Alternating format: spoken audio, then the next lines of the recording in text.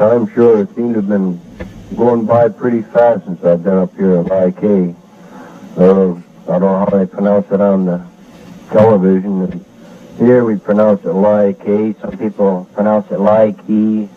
Different names. But like I was saying, since I've been up here, my time's been going by fast as heck. And usually what they say when you get down below 30 days, your days seem to be twice as long. Boy, the time just seems to be flying right by for me. Sure glad of that, too. Be glad to get home and everything. Boy, I miss everybody. I even miss going over and bullshitting with Dick. Running over to the diner and having a coffee and sitting there and talking about Jeeps or how to set the points on a truck or what's wrong with this truck or what truck's got to be greased in a day, which one's got to be done that night or something. All that little stuff you don't think anything of when you're back there, you really miss when you're over here. And I thought I had enough to talk about that I could fill up 4 tapes, but now that I get to talking on the darn thing, I can't think of much to say, but I'll just keep yakking away here so I can get this tape home. You said you were going to send me another one before I leave here, so I'll be looking forward to it when it comes. Well, to get back to little Todd Michael, I'll bet he's a cute little cuss. He's as cute as Glenn is and behaves as well as he does. He's a fine little kid. Oh, that little Glenn and I, we're going to have us a little ball. I got a little personal problem. When you're over here, you like to get letters from... You don't really care where they come from. I mean, you're always looking forward to the ones from home and your relatives and stuff like that. But a letter from anybody is real encouraging, and... Well, I've been writing to this girl, I guess you know her, Linda Smart. I mean, she's a heck of a nice girl and everything else, but I guess I went a little bit too far in writing my letters and everything. I got it, so I think she's a little shook up over me. She's looking forward to the day I get home. In her letter, she calls me sweets, and she can't wait till I get home. She signs it, Love, Linda, and all this stuff. I mean, she's a real sweet kid and everything, or girl, but I'm not even at all serious about her. And I think I just said a little bit too much in my letters, just encouraging her to write more, and I'm in the jam now, but I'll get it straightened out. I'm still a bachelor yet, and I can handle them yet. That's what I'm working extra nights for. Up here, you don't get to go off boats very often or anything. And you get a chance to go down to a village and spend the night with a girl and have some booze there and everything that you can charge till payday and everything. Kind of hard to turn down, but it's got to be overlooked, I guess. We're GIs and we're the male type. Men rule the world, you know. They're supposed to, I guess, unless a woman's behind them telling them what to do. Boy, these bugs really are bad tonight. They just about drive you wacky. I think they're flying around the light here and everything else. Usually at night, we always, after we take our shower and everything, it gets around 7:15, the movie starts, we all go to the movie because the bugs are so bad in here, you can't write a letter or anything like that. We always wait till Sunday afternoon to write letters because they split the company up into like 2 groups. Half the company gets off Saturday afternoon and half gets off Sunday afternoon. We're off Sunday afternoon, so I'll get caught up in my letters then. I got one from Alice, one from Verna, one from Linda Smart, one from Linda Sabin, one from June Sabin, or June Stackhouse, one from me to catch up. So that'll probably take my whole afternoon right there catching up on letters. I'm not complaining, not in the least. Glad to get the letters. I'm glad we got that little deal straightened up with me going to Rochester. I guess it was just a little disagreement, and I happened to get mixed up in the middle of it, but I guess everything's all straight now. I'm still going to go down there, though. I'm looking forward to see that little Marcy. Of course, June, my older sister, she pretty good friends anyway. We get along okay. June and I get along fine too, but June and I are always buddy-buddy, I guess you might say. Let's see. You said you paid that, or you're going to pay that bill at Northland for me, so that's fine. How come everybody wants to know the size of different clothes and stuff I wear? First you wrote and wanted to know what size shirt and pants and everything I wore, and then Linda Smart wrote me a letter and she asked the same thing. What are you going to do, is set me up with a complete wardrobe or something when I get home? I don't know if my old clothes fit me or not. I've lost a little weight since I've been over here. I got my waist is about 32, or about 30, 31 someplace in there. I don't know, I haven't measured lately. And my pants length is about 30. My shirt's a 15 and a half medium. So, not much new about that, I guess. My shoes, let's see, I think they're 10, I guess. And these army sizes are different. Like those darn goop shoes. Those darn shower shoes I got, I curse them every darn night I go to the shower. Walk up the shower and get all nice and clean, wash my feet and everything. Walk back and my heels are dragging in mud all the time. So by the time I get back to my tent, I gotta wash my feet all over again. But that's the breaks of being a GI, I guess. I just had another swallow my beer here. We got a new radio station. Now, up to now, there was only one American station here in Vietnam. That was from Saigon. They got this new station. It's right here at Lai K. As a matter of fact, the tower is right across the street from us. And it's a real morale-boosting station, you might say. All it does is play music 24 hours a day. There's no intermissions, no news. Doesn't stop to tell the time or anything. It just, I think it's a big tape recorder they got, and it just plays all these old music, songs. Boy, there's some of them that bring back a lot of memories.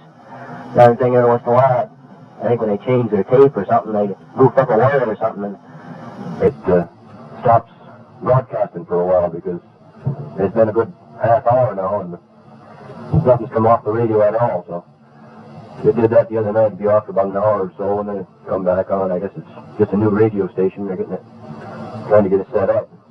Sure sounds good, though. I sent both my radios home, so I don't have a radio here, but all three of the other guys that sleep in the tent here got one, so we're still straight.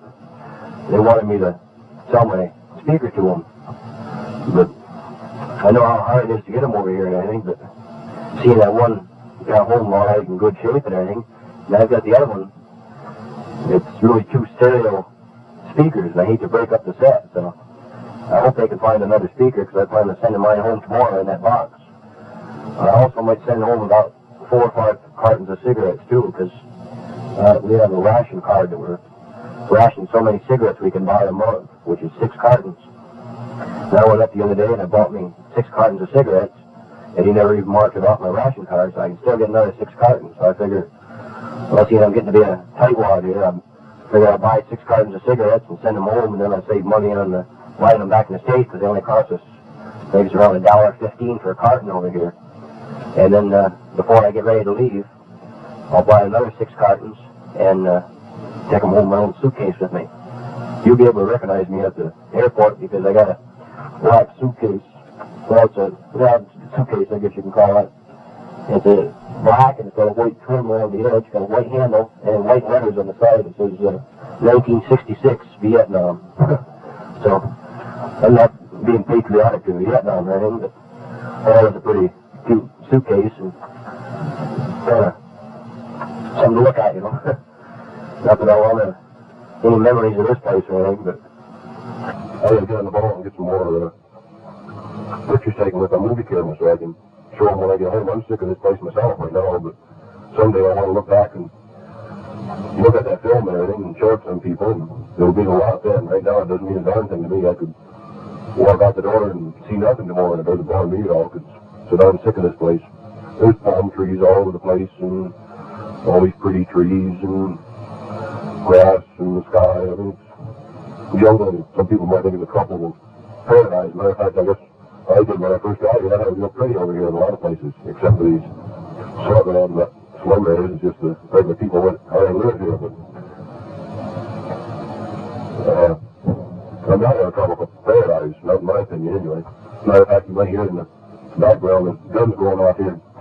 Not that there's another attack coming on or anything, but they shoot these big guns off and have them go off about 2 or 3 miles off the perimeter just to keep the BC away from here, or as I call them, Charlie, or as Leslie calls them, the slant-eyed gooks. I agree with him on that. Well, if I see another gook after I get out of here, I think I'll beat his head in. I don't think I changed too much being over here. I changed in a few ways. I mean, I feel I'm more mature than I was when I left home, and I don't take as much off it as I used to. And I don't do a lot of what you might call voluntary work to help somebody else and hope for nothing in return. I mean, it's a dog-eat-dog world, and if you don't look out for yourself, nobody else is going to. So I think I'll be all right. I was brought up in a good family, had a good family life and everything. Things will mend their ways up. You know what I mean? Everything's okay. That's what I'm trying to say. I mean, me sitting here talking to this darn stupid-looking tape recorder and I don't know what that's to say. The darn thing baffles me. Here I am sitting here like a darn fool. I got a fan blowing back and forth here, waiting for the radio to come on, so it's more background music, you know, so to get my mind off talking or something, but still talk. I don't know. I'm all confused. This darn machine. I think it's darn machine. Darn tape recorders, little tape board sound as far as I'm concerned. One of those tapes from home, we don't sound real great. It's just like you're right here, and it really sounds great. I'm not kidding. I could have paid $100 a piece for those tape recorders, and it still would have been too much money. They could sit for another 20 years, not even be turned on. They'd still be worth it. It's something I never thought of before until I got over here and saw if you guys had them. I would have bug for tape recorders now. I want to get me one of those big 4-track stereo tape recorder. That's it's really coming in now. You'll see, I'll bet you in another 2 or 3 years you'll see more people buying stereo tape recorders and any type of tape recorder. One of them you'll see the stereo tape record players and an AM, FM radio and stuff like that. Tape recorder, you can just have a radio next to it or a record player. You can tape all kinds of music, anything you want on it. You don't have any commercials or news or somebody tell you what time it is. Or it's just constant music or whatever you want. It's real good. You get one of the big 4-track stereo outfits and you swear you're at a concert hall. Boy, they really sound great. There's 2 or 3 guys in the company here that got them. But don't imagine it'd be too hard to find back home, but it'd cost more than what I could get them over here, but I haven't really got the money to get them right now. They cost for a good set, a decent set, about $250.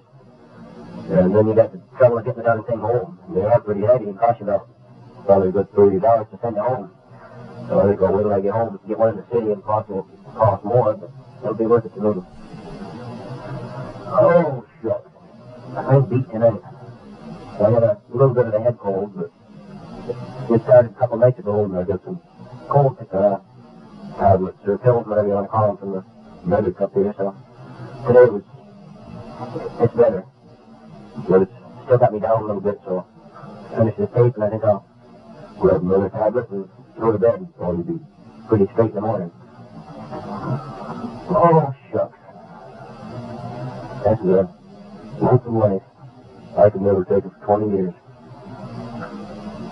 I was thinking about it my first year, that I met up in Wrangler, and